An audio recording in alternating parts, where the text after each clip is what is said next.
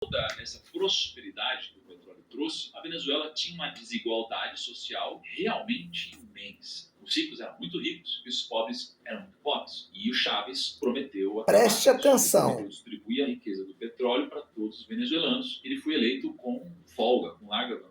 Logo depois de ele assumir, ele fez algo que nenhum presidente tinha feito antes. Ele nacionalizou completamente a indústria do petróleo. Em 1998, ele criou a PDVSA, Petróleos de Venezuela SA, e colocou o petróleo todo nas mãos do Estado. No começo funcionou. Entre 2004 e 2008, o preço do petróleo disparou no mundo inteiro, de $30 o barril para mais de $140, e o Chávez gastou esse dinheiro como se não houvesse amanhã. Ele criou programas sociais massivos, porque afinal de contas tinha muita gente precisando de ajuda. Ele construiu casas populares, ele subsidiou alimentos, ele melhorou escolas e hospitais, e a pobreza na Venezuela caiu pela metade durante o governo Chávez. O povo amava ele. O Chávez era reeleito com 65% dos votos. Ele aparecia na TV toda semana, num programa de várias horas, chamado Alô Presidente, onde ele cantava, ele dançava, ele falava sobre política. O que ninguém sabia é que ele tinha destruído completamente a capacidade produtiva do país. Deixa eu te explicar de uma forma simples o que aconteceu. Quando você nacionaliza uma empresa, você tira ela das mãos dos empresários e coloca nas mãos dos políticos. Na teoria, o discurso é bonito, mas os políticos, eles não entendem,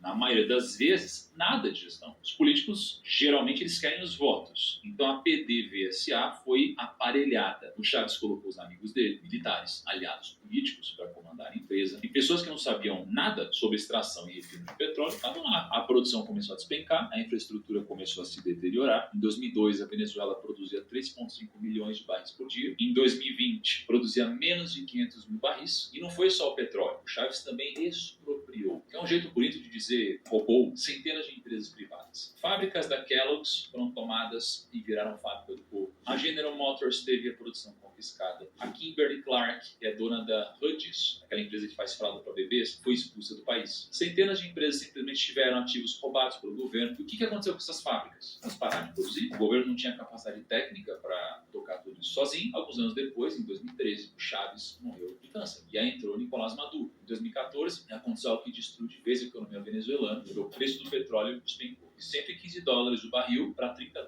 Lembra que eu falei que 95% das exportações da Venezuela vinham do petróleo? Pois é, de uma hora para outra, a Venezuela perdeu quase toda a receita. O Maduro não fez nada para se adaptar. Ele continuou gastando como se nada tivesse mudado, continuou mantendo os programas sociais, continuou pagando subsídios, mas de onde que vinha o dinheiro? Vinha da impressora. O Banco Central da Venezuela começou a imprimir dinheiro descontroladamente. Quando você imprime dinheiro sem parar, o que acontece? Inflação. Mas não foi uma inflação normal, foi uma hiperinflação. Em 2013, a inflação na Venezuela era de 40% ao ano. Já era alta, mas ainda dava para viver. Em 2015, ela pulou para 180%. Em 2016, para 800%. Em 2017, para 1.370%. E em 2018, a inflação foi de 130.000%. Em 2019, atingiu um pico. Foi 9.585.000%, quase 10 milhões por cento de inflação num ano. As pessoas iam no mercado de manhã e os preços eram completamente diferentes à tarde. Restaurantes pararam de imprimir cardápios com preços, porque os preços mudavam várias vezes por dia. Você precisava de uma mochila cheia de dinheiro para comprar pão. Em alguns casos era mais barato usar as notas como papel higiênico do que comprar papel higiênico de verdade. A moeda venezuelana, o bolívar, não valia nada. Enquanto isso acontecia, Maduro criou um sistema de câmbio que era completamente manipulado. Ele estabelecia uma taxa oficial em 10 bolívares por dólar, mas essa taxa só era acessível para os amigos dele, militares e aliados políticos. Todo mundo comprava dólar a 10 bolívares e vendia no mercado paralelo